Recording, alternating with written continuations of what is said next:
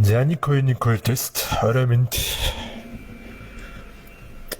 За өнөөдөр гоё юм ярина. Тостой холбоотой. Тосын цуврал ойр хийгээгүй юм байна.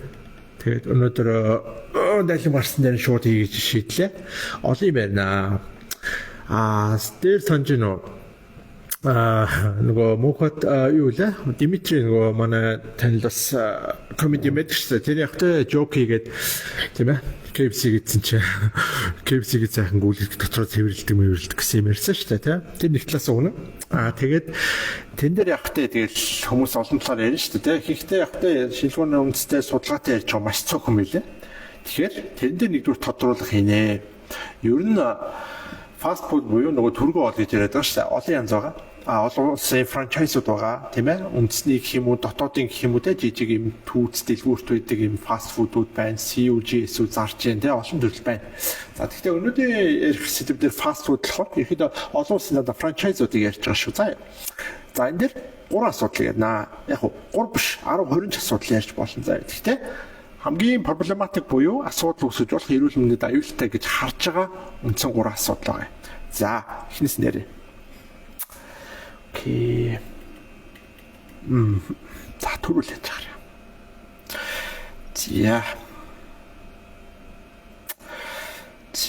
За зөвхөн биш эхний ээлжинд талхын яриа заа. Яг тэр тэр Chick-fil-A ч вэ нүү, KFC ч вэ нүү, тэ одоо Burger King ч вэ нүү, одоо McDonald's ч вэ нүү, бүгдээрээ бургер зардаг. Нэг юм бүгдэнд нь байдаг нэг юм бол бургер.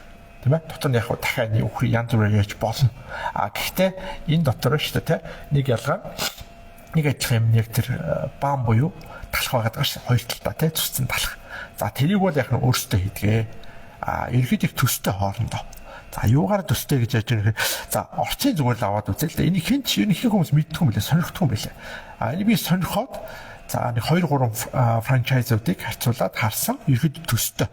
За тэр талханд юу ордог вэ гэхээр за тэрийг яг арвижуулсан татлах гэдэг байгаа. За үндсэн гурилын орчин болохоор barley, wheat буюу цаан урал тийм ээ. Тэгээд бор урал хольсон байдалтай. За тэгээд хольсон байдалтай. Окей. За би зөв нэг жишээ татаад уншаад үгүй заа юу. За орчинд юу ордог вэ? Цаан урал, malted barley, тийм ээ. За яг нэмэлтээр нэг vegan комплекс гэдэг зөв синтетик бахан витамин нэмдэг байхгүй. Яагаад тэгэхээр гурил өөрөө ямар ч гурил будаа шүү. Цэвэр цагаан будаа өөрөө боловсруулсан гэсэн үг шүү дээ. Гаднах хальсыг аваад доцхыг авцсан гэсэн үг те. Зөвхөн цагаан боловсруулсан үлдээсэн. Энд ямар ч юм жижиг байдаггүй. 99% глюкоз сахаруулж хүний биед шингэдэг. Ингээл болоо. Сахар. Тийм ээ? Яг уу шингэх хурд нь янз бүр. Арай цэвэр глюкозос жоох удаа. За тэрийг бас тайлбарлсан заа юу. Заавар хөшлүүлье. За юу ордог вэ гэхээр за энэ vegan комплекс синтетик витаминууд нэмэх нь байна. За ус орноо, сахар орноо, ийст буюу хөөлгөгч орноо. Тийм ээ? Нэмээд wheat gluten буюу глютен бүр ялгаж авсан цаан урилын глютен бүр нэмж идэг. Яг илүү хөвсгөл болох гэсэн. Урал удаан хадгалагдах, илүү гоё харагдах тийм ээ. Амтлаг харагдах тийм ээ. Удаан хадгалаад дээрээс юмэд ам чанар үнэр нь ингэж хадгалагдах юм олон төрлийн химийн бодисуудыг л нэмж байгаа юм. Тийм ээ. 30 төрлийн нэмж байгаа шүү. За би та өргөжлүүлээ яваа заа. За wheat gluten. За ойролцоогоор багада 2%-ийг нь юу эзэлж байна гэсэн чинь soybean буюу одоо өнөөдөр ярих гээд байгаа тийм ээ. Soybean буюу шар бурцгны тос гэж байгаа. Industrial oil. За энийг тайлбарлана. Яагаад industrial гэж хэлж байгааг тийм ээ. За soybean oil, давас. За дахиад cultured wheat flour буюу одоо хөөлгсөн тийм ээ. Жоон боловсруулсан цагаан урал. За винегар тийм ээ. За яг винегар байж болно те. Винегар буюу одоо юу гэсэн үг шүү дээ те. Одоо тийч монголоор юу гэдэм бэ? За ер нь бол эслэг те. Эслэг винегар. За тэгээ кальциум сульфат гэж байгаа юм те. За нэг хадгалах зорилтоор гэж аскорбины хүчил орж ийн. За олон төрлийн энзаймууд гэж ямар энзайм гэдэг энзаймсл гэсэн байна. Олон төрлийн тийм амд оруулах энзаймууд багш байна. Wheat starch буюу те. Нөгөө одоо яг одоо нөгөө цэвэр глюкоз болоод сахар болоод юм чи старч те. Старч байдаг. Старч чи монголоор юу гэдэг юм бэ? Би ингэ марчаад байдаг шүү. За яг нөгөө гурил будаа төмсөнд байдаг гол юм чи старч байхгүй.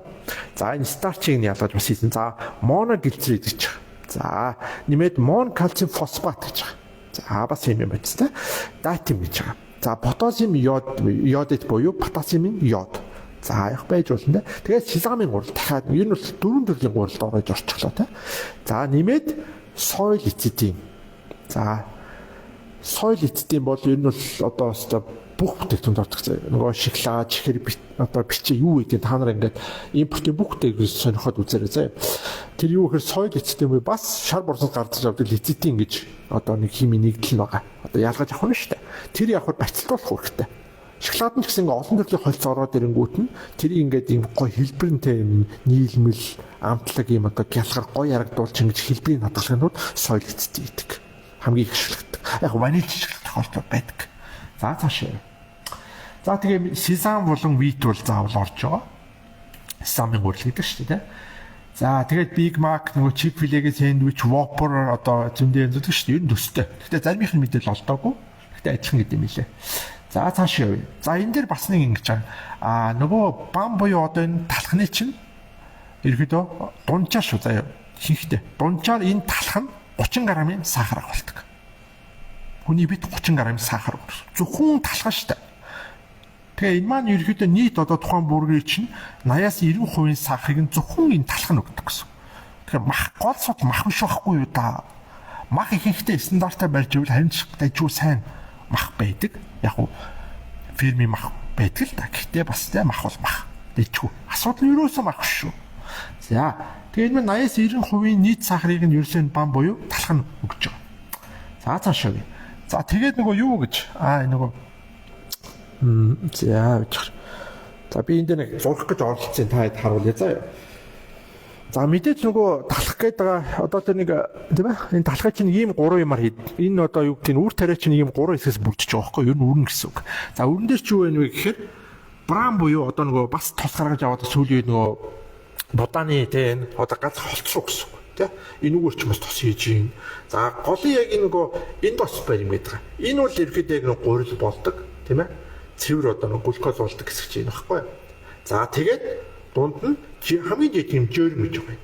Одоо үр тариач голд. Энэ жирм болохоор ерөөдөө нөгөө одоо үннийх нь одоо яг чиг үржүүлдэг тэр хэсэг гэсэн үг тийм. Тэрийг ингээд хариу цааш нь явдаг. Цаашаа уургаад явдаг л гэсэн үг. За цааш нь. За За яагаад юу гэдгийг нөгөө фаст фудн дээр нэгдүгээр талх нь өөрөө те ингээд 30 гаруй төрлийн за тэр нь 10 төрлийн нэлээд бас нарийн химийн бодисууд, хадгалагчуд, нөөцлөгчуд, амт оруулагч ингээд олон төрлийн бодис орсон байна. Сахар өндөртэй байх нэ. За энэ дээр нэмээд өөрөө цагаан урал, цагаан будаа гэдэг маа нөгөө өмнөх видеонууд үзчихсэн бол энэ юу гэдэг ойлголт байна шүү дээ. GI index буюу одоо GL гэж яддаг та. Одоо нөгөө кар буюу нүүрс усны хэр цусных сахарыг хэр хурдан бөгөөд хүчтэй өсгөж байгааг хэмждэг хэмжүүр байдаг. Эрүүл мэндэд одоо эмнэлгийн. За энэ хэмжүүрээр үзэнгүүт цагаан гурил 100-аас 75. Яг ер нь дээдл нь 100-аар үзсэн. 100-аас гарч болдог. Гэхдээ хамгийн ер нь бол ихэнх юмыг бол 100-аас дотох шиг. За тэгмүүд цагаан гурил 75 тийм ээ одоо 100-аас үзэх юм бол. За тэнгууд нөгөө нэг бор гурилын одоо бүхэл үрийг бид нар аюу гоё мой гэж магтаад байгаа ш. Би нөгөө гурил бол гурил будаа бол будаа гэж яриад байдаг те. Тэрнтэй бас холбоотой. Нөгөө бүхэл үр чинь 74. Яг 75 74 гэж 75-аар нэмэх хасах 2 гэж үзэж болдог. Ойролцоогоор яг 75. Тэгвэл ерөөсө 1-2% л зэрэг байна. Цагаан одоо нөгөө цагаан будаа бор будаа. Цагаан гурил бүхэл үрийн гурил 2-ын хооронд 1-2% л зэрэг байдаг. Сахарын буюу глюкозыг хөрвүүлэх хэмжээнээс хамаарах бол хүний бид үзүүлэх нөлөөний хувьд гэсэн. Тийм ээ. Тийм учраас тэр одоо юу гэдэг гурил бол гурил гэж хэлээд байгаа ш. Тийм учраас. За яг нөгөө нэг давуу тал байгаа л да тийм. Цагаан талах, цагаан гурил, цагаан будаа гэдэг бол ямар шимт хижээлгүй нэмэлтээр үйлдвэрийн аргаар синтетик шимт хижээл нэмээгүй, тийм ээ, витамин минерал нэмээгүй л хоосон гэсэн. Цүн глюкоз ихэнхдээ 99%. Тэгэхээр яадаг вэ? Нөгөө саний үзүүлсэн ш. Тийм. Гаднах энэ хальс дотоох жирмийн хамт хийнгүүд тэр чинь бүхэл өөрчилж байгаа. Тэгэхээр яг нэг жоохон бас витамин, байгалийн нэг тийм ээ, жоохон одоо минералууд, зарим нэг бас хүнд металлууд тэр орж ирдэг. Тийм ээ. Хүнд металл бас жоохон эрсдэлтэй боловч нөгөө талаас бас байгалийн бас нэг жоохон шимдэж өгч штэ тий. Огт хоосон биш. Тэрүүгээр л ядарч байгаа. Тэрнээс сахарын үзүүлэх нөлөө буюу хүний бид өгж байгаа чихрийн шижин үүсэх эрсдлээрээ бол нэг хэлэх байхгүй. За тэгээ аваад үзэх юм байна. За тэгвэл сукралоз буюу одоо нөгөө бид нар надаас аюу асуудаг юм л та энэ юу гэж байгаа. Хооны буюу тийм ээ зүгийн бал. Зүгийн балын глюкозын индекс идүүд юм итгэв. Өөрөлдөө глайцемик индекс нь зүгийн бал 61. Талхнаас бага штэ. Бор гурилын талхнаас бага заяа. Бор гурилнаас сахар багтай зүгийн бал.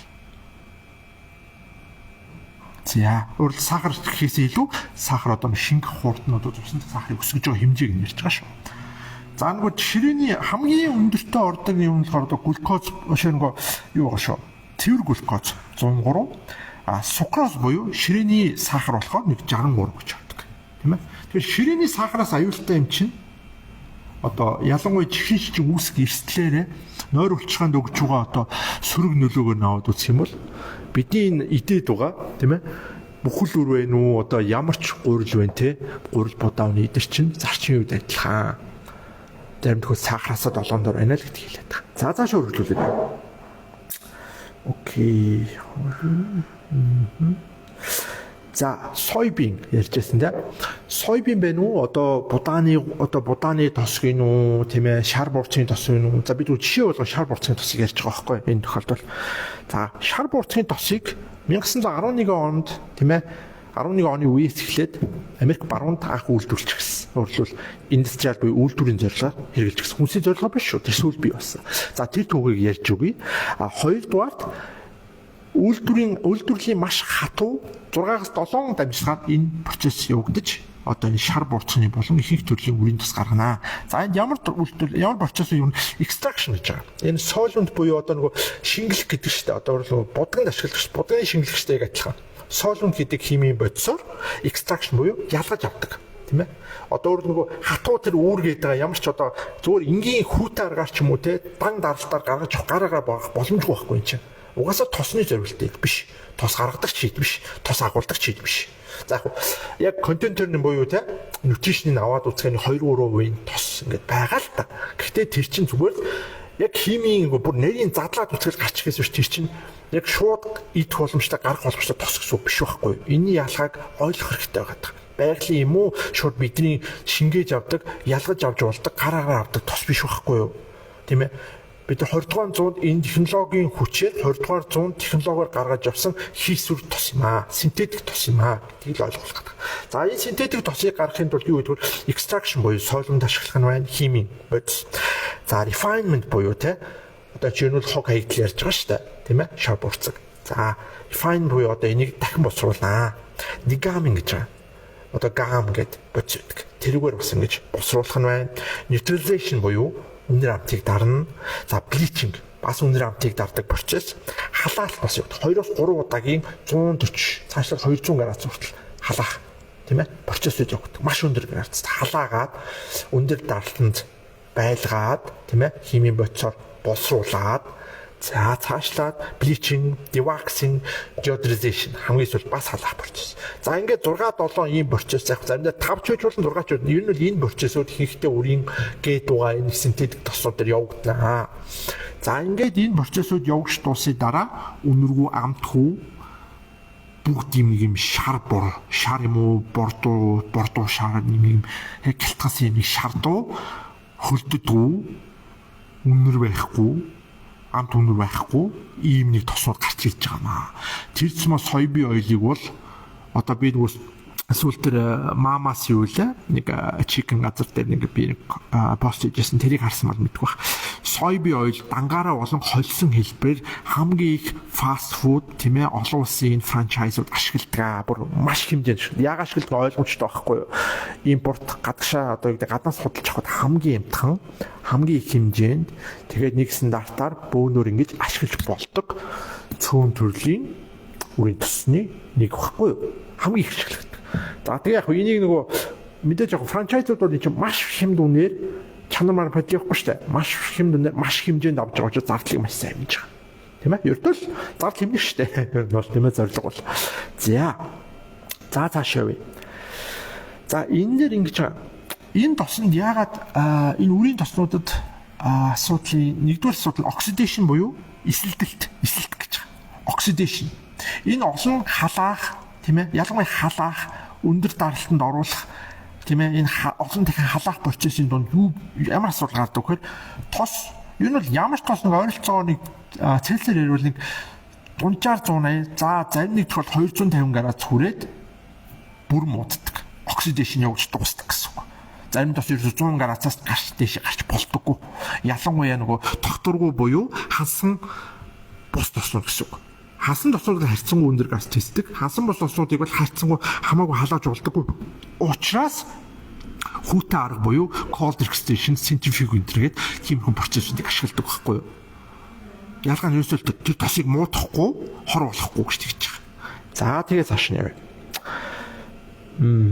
За энэ дунд би нэг 4 жишээ харуулчих. Хэлчих.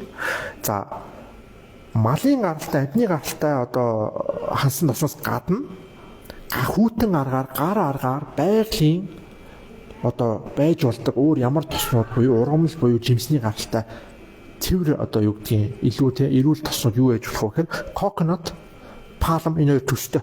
Гэхдээ эрүүл жинхэнэ palm тийм ээ одоо энэ нөгөө refine хийж байгаа palm хоёр энэ бэлэн бүтээгдэхүүн хит боловсруулсан тийм ээ бүтээгдэхүүнд орж байгаа palm хоёр өөр шүү. За энийг ялах хэрэгтэй. Жинхэнэ palm бол улаан өнгөтэй хурц үнэртэй амар өгтгөн тос байдаг. За coconut-ны цэвэр тос мэдээж олив орно те. Ялангуяа Европ, баруун Европын тийм ээ сайн олив, цэвэр оливуд бас байж болно. Тэгээд авокадо мэдээж харьцангуй цэвэр авокадо тос. Энд дэр яаж идэрч угаасаа байглаасаа маш өндөр хэмжээнд тос агуулдаг тийм ээ. Одоо тосон одоо нөгөө fatty acid буюу тосон хүчлүүдийг олон төрлийн тосон хүчлүүдийг агуулдаг тийм ээ. Тэгээд хүүтэн аргаар буюу физикийн аргаар, шахалтын аргаар тос гарах боломжтой жимснүүд гэхгүй. Зарим ногооч хичээлж байгаа те. Авокадо бол чинь юу гэхгүй яг үндэ бэринд ордог. Тэ бэри буюу одоо нөгөө жимсгэнд ордог байхгүй. Гэхдээ нэг зарим хүмүүс заримдаа бас ногооч хийж болох болдог. За жишээ нь яг би өмнө харуулж ирсэн л та те. Нөгөө extra virgin coconut oil. За өөр юу байдаг те. За extra virgin olive oil. Энэ зүгээр жишээ шүү. За энэ зүгээр өөр гадаас авчихсан. За cold pressed буюу бас хүүтээр гаргасан авокадо oil гэх мэт. За яг refined oil-ууд байдаг ш. Манайд энэ хамгийн их нэг Butcher Boy гэдэг. Энэ тийм сайн биш заа. Одоо ингэж энэ 100% pure refined гэж байгаа. Дахин боловсруулсан мөртлөө pure гэж байгаа байхгүй. Энэ бол хамгийн том ийм хогийн маркетинг бол асар их байгаа. Одоо яалт юм лээ те. Ингээд иймэрхүү юм давтаж болохгүй энэ нөхдөө. Одоо энэ pure organic одоо цаашлаад юу гэдэг вүлээ natural энэ чинь бүгдээрээ bullshit. Энэ зүгээр хоосон маркет ямар ч утга байхгүй, энэний цаана ямар ч хууль байхгүй, энийг шалгаж авах нэгч байхгүй дэлхийд даяар. За Европын холбоонд орсон те тодорхой улсууд бол стандарт нөхөө мөрддөг тийм ээ. А тэглээч гэсэн скамууд буюу те мафууд явж л байгаа тийм ээ. Ялангуяа авокадо болон оливын хуурамч тосны маф дэлхийд даяар маш хүчтэй. Монголд байгаа их тоснууд хулих тийм ээ. Ер нь хямдхан багцсан хулих байх магадлал өндөр болчихж байгаа. За би өмнө нөгөө тосон дээр ярьжсэн чинь яаж ихэнх тосыг ялах вэ? За өмнө нэг юм дээр жоохон орхисон юм юу байсан бэ гэхээр хэлүүлээ. Энэ буюу би нэг хэрэгэлдэг хэдэн тоснуудаа бас харуулчих юм. Баян асуугаад байдаг учраас дэлгэнд нь харуулчих гэж бодсон. За энэ нөгөө одоо олив, авокадо тийм ингээ энэ бол яг миний гоё тоснууд шүү дээ. MCT ч байдаг юм уу та энэ бол тэрнээс гадна яг үндсэн хийхдээ өдөр тутмын хоол хүнсээ хуурах шарахтай заримдаа зүгээр кофе цайндаа холиоч хийчдэг. Тэр нь нөгөө малын гаралтай хасан тоснууд айлж байгаа. За энэ бол миний шинэ гахаан тос маань байна. Гахаа өхөр гаргаж авдаг цэвэр гахаан тос эндээ бас дуртай. Заримдаа стейк шарна. За мэдээ сайхан шартас анхангаа шартас байна. Энэ бол янз бүр үүдэг гэрч байгаа, ажил дээр ч байгаа. Анхангаа шартас байна. Энэ бас нэг дээр бас хаяа бас энийг нөгөө кофе цайндаа хэрэглэдэг юм аа. Нөгөө Cheese Republic гэдэг шүү дээ. Тэдний бас юм гоё шарт бас байгаа. Энэ ч бас хархангаах байсан баха. Энэ их дэжгүй юм байлаа Монгол шарт бас гэд. Яа. Алтан тариад их дуртай. Алтан тарийн гахаа иддэг. Дээрээс алтан тарийн шарт тос, алтан тарийн цүцгий авах их дуртай. Энэ бас дэжгүй. Тэ. Яа энэ байгаа. За тэнгуут дээрээс нэг энэ нөгөө өөхний тос гэсэн үг. Өөх ширгээж гаргаж авсдаг тос байна. За тэгээд заримдаа бас юу хэрэглэдэг вэ? Мэдээж өөхөн тос хэрэглэнэ. За байж. За ихэд эдгээр маань одоо миний өдөр тутам гих үү энэ ойрхон хэрэглэдэг одоо хоолны тосууд маань гэсэн үг. За энэ бол шинэ тийм ээ. Хоны өөх байна. Хоны өөхийг би жижиглээд ирэхэд бас тус гаргаад тэрэндээ шаарч гоод бас хоолоо ичдэг. Ойр зур хэлэхэд бол хангалттай байдаг. За тэгээд бас нэг нөгөө хүмүүс хэрэгэлдэг сэндхгүй бас нөгөө гадныхыг хэрэгэлдэг юм билээ. Баруун Европ, Америк төр бол энэ нөгөө юу вэ? Энэ бол нөгөө Нидерландын бейкон тийм ээ? Хевлийн бейкон гэдэг шүү дээ, бейкон. Энийг шараад тэгээ энээсээ бас тос гаргаж авдаг. Энийг эдэнгүүтээ тэгээ бейкныхаа тосоор бас дараа нь ингээд юм шарж болдог байгаа шүү. За ингээд иймэрхүү тоснууд болдоо бас ойр зур хэрэгэлдэг байх нэ. Өөрч тоснууд бий. Зарим нь дууссан байна, зарим нь гэрт байгаа. За үргэлжлүүлж. За үргэлжлүүлнэ. За. За одоо хэдүүлээ сайхан түүх ярина. Шинжлэх ухаан гэдэг бол ерөөсөө түүх, логик тийм ээ. Тэгээд туршилт тахгүй баталгаа гэсэн үг тийм. Тэгэхээр бид нар зөвхөн түүхийг хөөгөөд үзэхээр хин ямар зорилгоор ямар агшаа сонирхлоор юу хийсэн бэ гэдгийг харахад ерөөдөө бидний эрүүл мэнд бид нар хэрэглэх ёстой хэрэглэх ёсгүй юу гэдгийг барагтаа 90% та ойлгоч тийм ээ. Хамгийн чухал. За.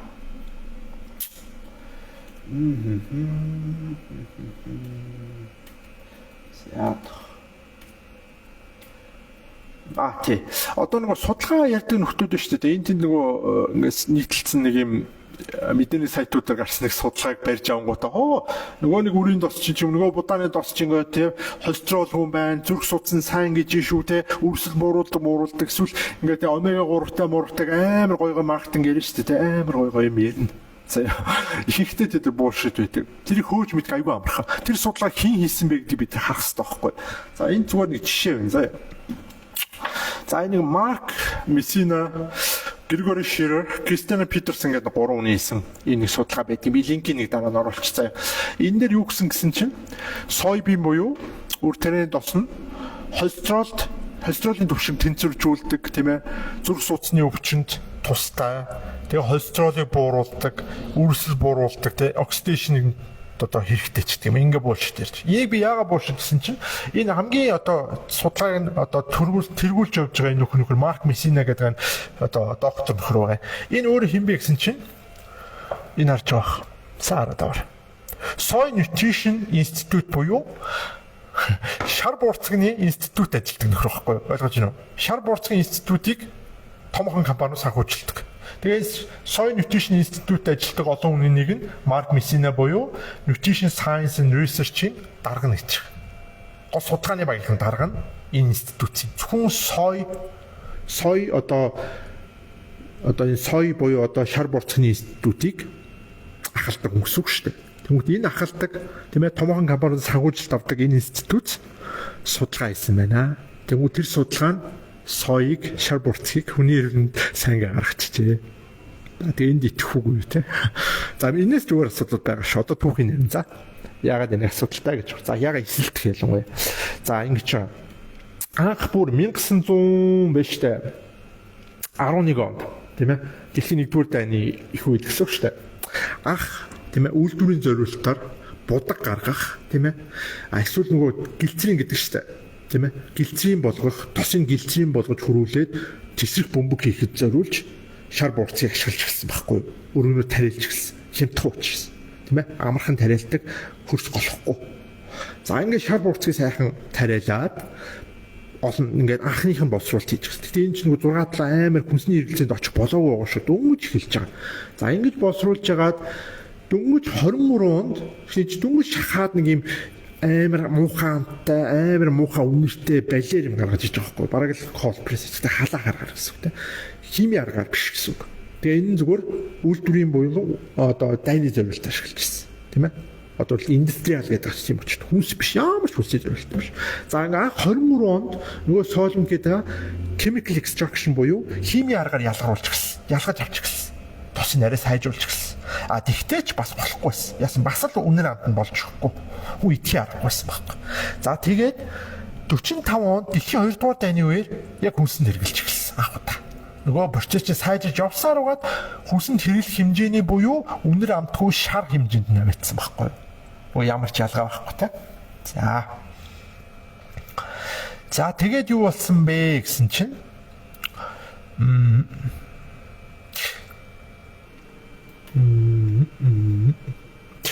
За одоо энд бол ингэж жишээнүүд байна л да.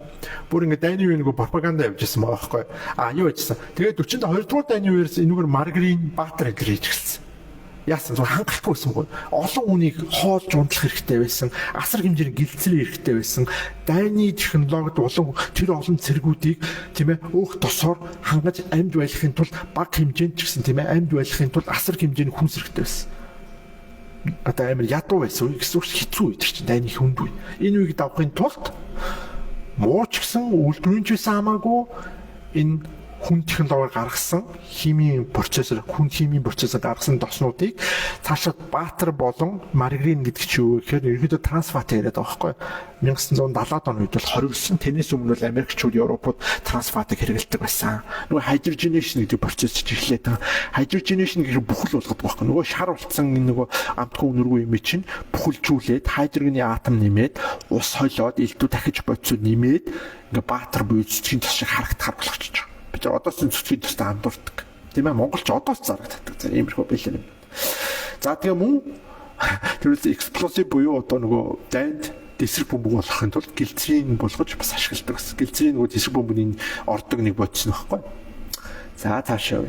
За ингээд дэлхийн 2 дугаартай ер нь дайны үеэр бол ингээд ашиглал болон технологиуд давхар хөгжиж явсан. Хүнсийн технологиуд бас хөгжиж явсан байх нь шүү дээ. За тийм гэсэн гэж байгаа. Тэгээд ерөөдөө за тэгээ ингээд дэлхийн 2 дугаар дайны үед явж байгаад ойролцоогоор баг нийт одоо нөгөө соёбын буюу шарборцгийн тосны нийт гаргаж авсан боловсруулсан тосны 30% орчим нь хүчээр маргарины одоо формула буюу маргарины бүтц зориулаад маргарин болгож ирсэн гэж байна.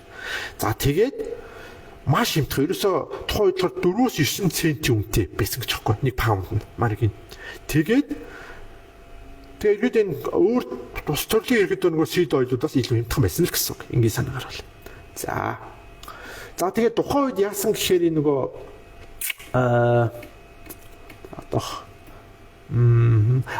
Soybean Research Council буюу соёбины судалгааны одоо хүрээлэн гэж байх болсон. Гэтэл хүрээлэн биш. Энэ зүгээр л 20 компаниуд нийлээд ийм нэг лобби бүлэг байх болсон байхгүй. Давхар мэдээж соёбын буюу хаягдл бүтээгдэхүүнийг яаж тийм ээ зарж болох үз ам түмний шийдээд бүтээгдэхүүн болох вэ гэдэг дээр хуралцах байх болсон. 45 оны үед 46 онд юм байна. За тэгээд яасан гэвэл Rancid буюу энэ ингэсэн байхгүй. Гаргалаа соёбины гаргалаа шар борцог бас тус гаргуугүй юу 24 цагийн дотор муудчихсан. Бараг шууд муудад гарчихсан. Асар муухай үнэртэй муудсан тийм ээ эсэлтсэн тос байсан. За тэгэхээр яг муудсан эсэлтэн тосыг яг үнэр амтын гаргах технологиг энэ 46 оны уулзалтын үеэр яаж хүмүүс PR хийх вэ, яаж маркетинг хийх вэ гэдгийг шийдсэн байхгүй. За одоо энэ дэр шүү дээ. Тэгээ яг тэгээ нөгөө энэ молекулын асуудал байсан байхгүй. Молекулын structure буюу молекулын бүтцэн болохгүй байгаа мэнэ гэж ойлгосон. Энэ үнэр амт нь яагаад болохгүй, яагаад муудаад байна гэсэн чинь молекулын бүтцэн болохгүй. Тэгэхээр муудсан тусыг хэдүүлээ молекулын бүтцэн өөрчилд хайдрожен атом нэмээд за тэгээ бусад энэ химийн бодисоор оруулаад ам түн рүү болгочоо гэсэн баггүй. За тэгээд хамгийн сүүлд нь hydrogenation буюу тэр трансфат буюу одоо нөгөө нэг хэлээд байгаа бүхэл тийм ээ маргарин гэсэн.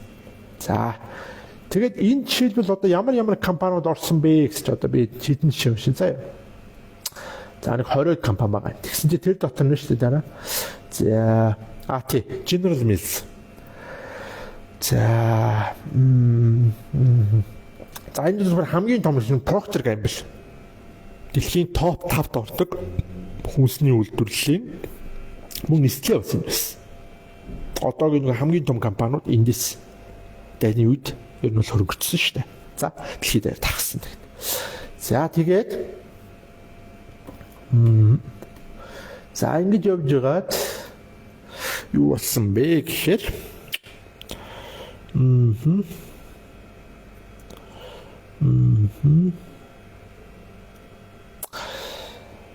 За яриад ивэл дуусахгүй зөв хэлэх гээд байгаа санаа за дахиад нэг дүгнээд хэлчих. За сүүлд орчихсон хүмүүс ухраагаад үзээрэй.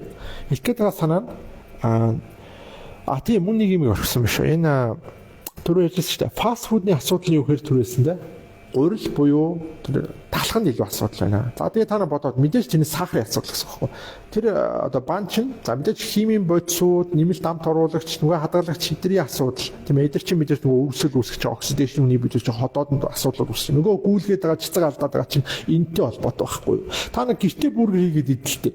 Тэр гүйлгээд байгаа хүмүүс гэртээ бүргэр хийгээд гэртээ талах бариад хийгээд үз. Ялгаатай шүү дээ. Та нар мэдчих дуус тэнэг биш юм бол. Тэгээ зориуд худлаа зүгээр өмгөөлж хамгаалт юм уу яа гэвэл тэнд ажилт юм уу тийм хүмүүсийн нэг өмгөөлчлөх шүү дээ. Гэхдээ яг энэ чинь хүний бас аюу гэх сонголттой тийм. Гэхдээ бид нар мэддэг байх хэвээр орчны юу болж байгааг бид өөрсдөө ойлгодог байх хэвээр сонголтоо өөрсдөө мэдлэгтэй хийх хэвээр. Тэжээл хийх гэдэг. Хүн сонголтыг нөх хэвээр мэдлэгийг бас давхар өгөх хэвээр. За тэгээ тийм. За тэгээ ингэж. Тэгээ одоо тэгээ би дараагийн хэлж чинь юу гэн зэн. Нөгөө шарсан юу байгаа штэ, төмс байгаа штэ. Тэр зүгээр гэрт нөгөө шардаг төмснөөс чинь мэдээж өөр. Басар ингээд 30 40 нэмэлтүүд орно. Амтлагчуд орно, бүр сахар орно тийм ээ. За тэрийг тусна ярина заа. За одоо хэлгээд бас энэ баггүй. Тэр бүүргэрт чинь 30 г орчмын дунджаар сахар орж байна. Зөвхөн сахарын ярьж штэ, глайсемик гэдэг утгаар нь тийм. Цусны сахарыг өсгөж байна. Давхар яаж байна? Төмс чинь өөрөө нүл цардуул тийм ээ. Талхан цардуул, нөгөө шарсан төмсчин цардуул, айл нь үрийн дос бас орж байгаа. Үрсэл нэмэгдүүлж байгаа. Зүрх судасны өвчнийг дэвэргэж байгаа, тийм ээ. За тэгээ цаашлах юм бол нөгөө оксидашн буюу эсэлтэлт үүсгэж байгаа хүний биед, тийм ээ. Фри радикалууд оксидашн явагдаж байгаа. Оксидатив стресс хүний биед стресс үүсгэж байгаа. Ингээ яриад үл зөндөө юм байна. За тэгээд дээрэс мэд яг бид нар кола авдаг. Кола чинь багцалж өгч байгаа шүү дээ. Тэ хийхдээ багцалж авдаг. Кола нь яг дахиад доорож 10 г сахар. Тэр цэма энэ сүлжээ газруудын нөгөө тэр чинь бид нар орчин уншчихдаг учраас бүр их сахартай ч байж болно. Тэгвэл сахарандаа ч өөр зөндөө орцолж та мэднэ, тийм ээ. Тэр чинь додуулах нь кафе, олон юм орчих. Тэр яа чи ундаан сахартай, шарсан төмсөн сахартай, тийм ээ. Бан сахартай. Гурлаа нэмэлт химийн бодисууд ордог. Асуул 20 30 төрлийн химийн бодисууд ордог. Амт оруулах, гоё харагдуулах, тийм ээ, додуулах зорилгоор.